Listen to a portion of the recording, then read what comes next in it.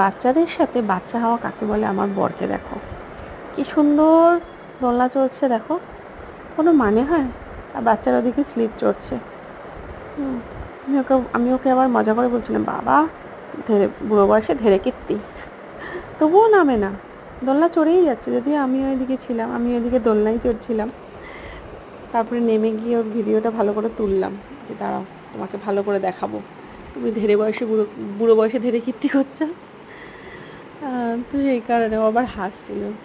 বাচ্চাগুলোর একটু ক্লিপিং নিলাম, ওরাও খুব আনন্দ, মানে খুবই আনন্দ পেয়েছে। কলকাতায় তো এরকম পরিবেশ ওরা পায় না, ওখানে গিয়ে এত সুন্দর পরিবেশটা, তো ওদেরও ভীষণ ভালো লেগেছে জায়গাটা।